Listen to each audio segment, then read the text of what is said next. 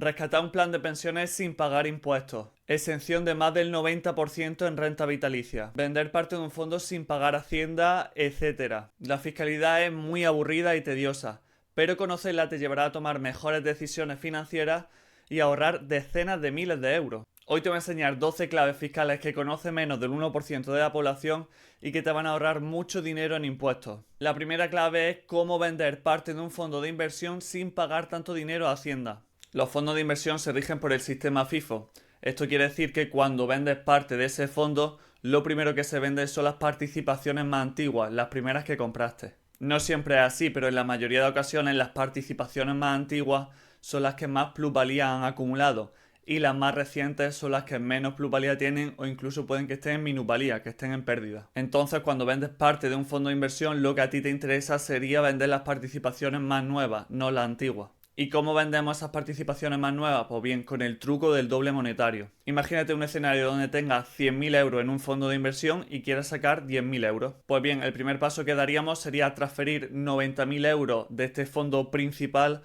al primer fondo monetario. Aquí lo que estamos traspasando son los 90.000 euros más antiguos, las participaciones más antiguas. El segundo paso sería transferir los 10.000 euros que quedan en este fondo principal a un segundo fondo monetario, a un fondo monetario diferente. Estos serían los 10.000 euros más nuevos, más recientemente invertidos y en cuanto lleguen al segundo fondo monetario los venderíamos. El tercer paso sería pasar los 90.000 euros del primer fondo monetario de vuelta al fondo principal, donde queremos mantenerlo invertido. Aquí hay que hacer dos aclaraciones pertinentes. La primera es que no hemos vendido esos 10.000 euros desde el fondo principal, lo hemos pasado a un segundo fondo monetario, porque si no Hacienda luego nos puede poner problemas cuando volvamos a comprar las participaciones del fondo principal. La segunda aclaración es que en lugar de utilizar el primer fondo monetario donde hemos invertido esos 90.000 euros momentáneamente, podríamos utilizar un fondo parecido de la misma categoría para no quedarnos tanto tiempo fuera del mercado. Y este es el truco del doble monetario. Con estos tres pasos tan sencillos, estás pudiendo sacar las participaciones más nuevas que tendrán menos plusvalía por norma general o incluso pueden que estén en pérdida y puedas compensar. Segunda clave fiscal, diferencia entre exención, reducción y bonificación. Estos tres conceptos te los vas a encontrar muchísimo cuando hablamos de fiscalidad. Así que cuanto antes entiendas las diferencias, mucho mejor. La exención no paga impuestos, no aparece ni siquiera en la declaración de la renta, es como si no existiese. Un ejemplo de algo que está exento es la indemnización por despido, hasta 180.000 euros. Reducción, una parte está sujeta a impuestos y otra no. Un ejemplo de reducción son los rendimientos de los alquileres para vivienda habitual. Si tiene una reducción del 60%, estos porcentajes lo están modificando estos últimos años, significa que de cada 1.000 euros que cobres, 400 son los que irán a la base liquidable general. Es decir, que se sumarán a otros rendimientos como los rendimientos de tu trabajo, tu nómina. Por último, vamos con la bonificación. La bonificación se aplica a la cuota, al impuesto que te toca pagar. El ejemplo de bonificación más famosa es el impuesto de sucesiones y donaciones. Primero tienes que calcular el impuesto, imagínate que te toca pagar una cuota de 100.000 euros. Pues bien, a esos 100.000 euros le aplican la bonificación. Si tuviese una bonificación del 99%, pasaría a pagar 1.000 euros. Tercera clave, súper interesante si eres una persona ya de cierta edad. La exención por reinversión en renta vitalicia. Si creas una renta vitalicia, es decir, recibes X cantidad de manera mensual hasta que fallezcas, bien, si creas esta renta vitalicia a partir de ganancias patrimoniales, es decir, vende un piso, vende unos fondos, etc., está exento de pagar la plusvalía que acumule ese piso, esos fondos, si cumple una serie de condiciones. Estas son las siguientes. Tienes 65 años o más. Desde que ocurre la ganancia patrimonial, es decir, desde que vende ese piso, esas acciones, esos fondos, hasta que constituye la renta vitalicia, no han pasado más de 6 meses. Y tercero, el límite de esa ganancia patrimonial debe ser de 240.000 euros.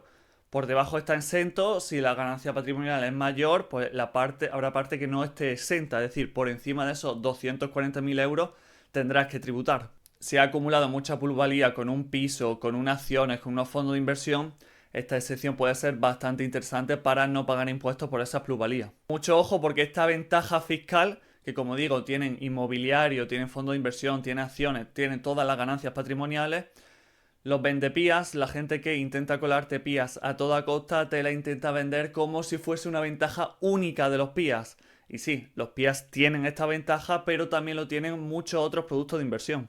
Pasamos a la cuarta clave fiscal que está muy relacionada con la anterior, y es la reducción en el cobro de la renta vitalicia. Ya te decía antes que esto de exención, reducción y bonificación se iba a ver bastante. Pues bien, de lo que cobres de una renta vitalicia no tributas por todo, parte está exento.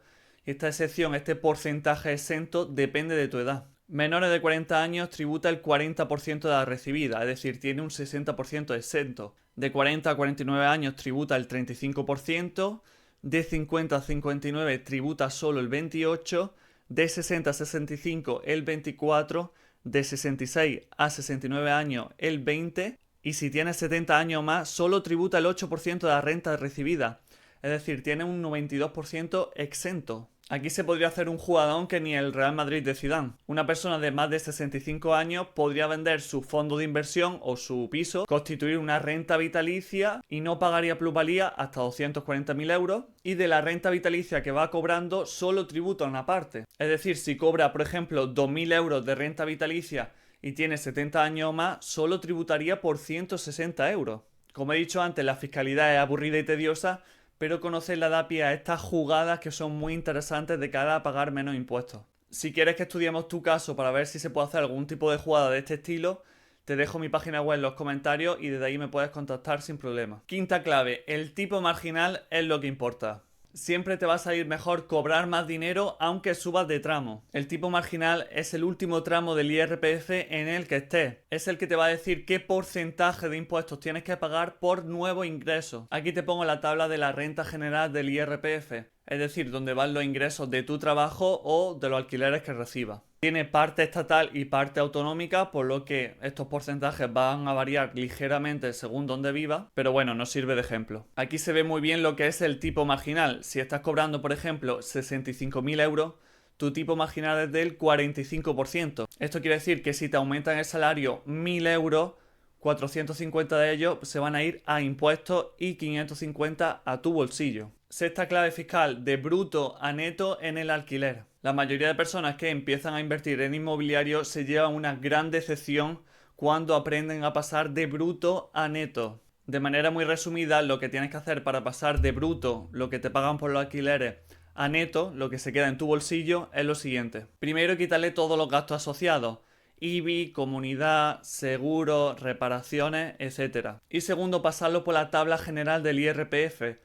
Para esto hemos visto antes el tipo marginal en la clave anterior, que te va a decir qué porcentaje de impuestos tendrás que pagar. Ten en cuenta que si está alquilado como vivienda habitual tiene una reducción de la que te puedes aprovechar. A diferencia de los fondos de inversión, la tributación por alquileres va en la base general. Esto quiere decir tipos más altos. Es decir, como los fondos de inversión tributan por la tabla del ahorro, esto suele ser del 19%, 21, 23%, mientras que la tabla general depende de tu ingreso y normalmente estará en un 30, 37, 45% aproximadamente. Séptima clave, ¿cuándo sale rentable hacer la declaración conjunta? Cuando estáis haciendo la declaración conjunta estáis sumando los ingresos. Entonces de nuevo rescatamos la tabla general del IRPF y nos estaríamos yendo a tipos marginales muy altos. ¿Cuándo compensa realmente? Pues cuando uno de los cónyuges tenga ingresos extremadamente bajos o directamente no trabaje. La declaración conjunta añade 3.400 euros en la reducción, así que este sería más o menos el límite. De todas formas, siempre puedes simular la declaración conjunta y separada para ver cuál os sale mejor.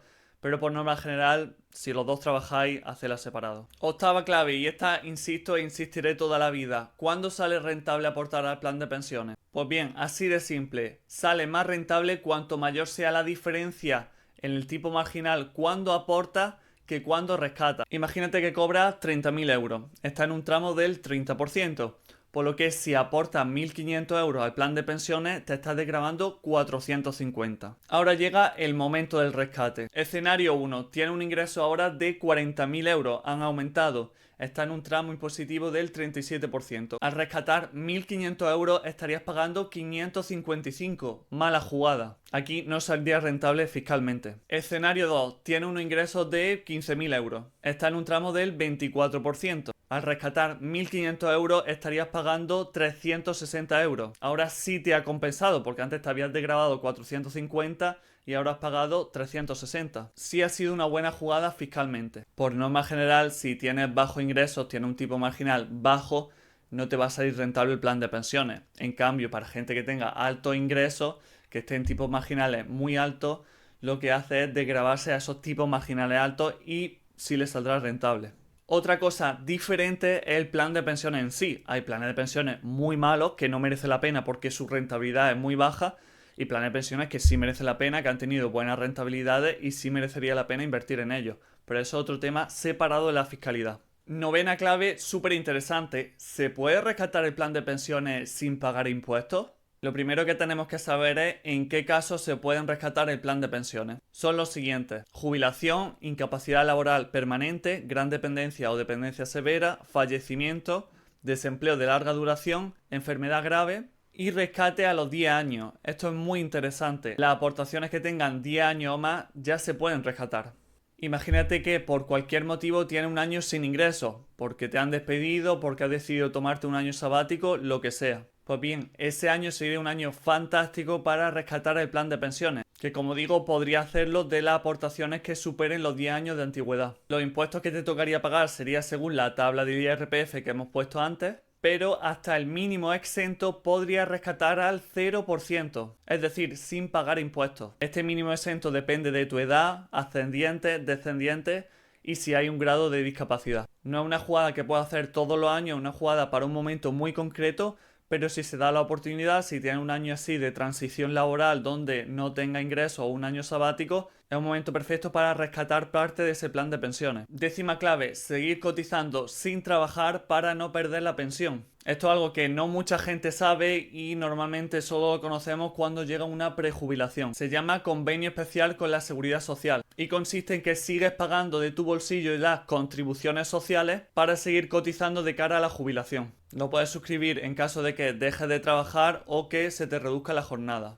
Como digo, esto se suele utilizar para las prejubilaciones. La empresa te paga cierta cantidad por el despido, con parte de esa cantidad vas pagando las cotizaciones sociales como si estuvieses trabajando y cuando llegue la edad de jubilación normal, pues te jubilas. Décima clave, los impuestos a pagar por indemnización de despido. Como hemos mencionado en una clave anterior, hay una cantidad exenta de pagar impuestos en la indemnización por despido. Esta cantidad exenta se calcula en base a años trabajados, salario, tipo de despido, fecha de formalización del contrato laboral. Hay una diferencia si se hizo antes o después del 12 de febrero de 2012 y como hemos dicho antes hay un límite exento de hasta 180.000 euros. Esto es algo técnico pero importante. Si el despido es improcedente, la cantidad exenta fiscalmente, es decir, lo que no vas a pagar por impuestos, coincide con la indemnización mínima legal que te tiene que pagar la empresa. También si es procedente pero objetivo bajo ciertas condiciones. En los despidos amistosos es donde viene la letra pequeña, porque la empresa puede que te pague una indemnización superior a la exenta. La cantidad por encima de la exenta sí que va a la renta general del IRPF, así que recibe menos dinero del que pensaba, pero de nuevo cuenta con una reducción. Vamos a verla en la última clave. Duodécima clave, así tributan los rendimientos irregulares.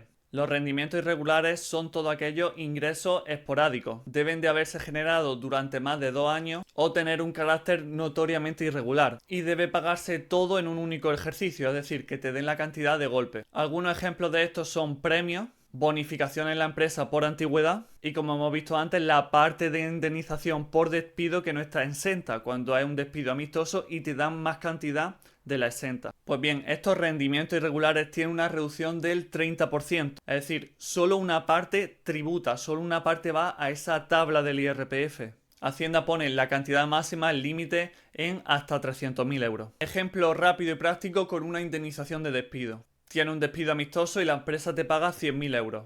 Calculamos la indemnización exenta y por ley te corresponden 90.000 euros. Pues bien, 90.000 euros de esos 100.000 están exentos, no tributan, y los 10.000 restantes tienen una reducción del 30%. Es decir, a tu tabla general del IRPF se sumarían 7.000 euros.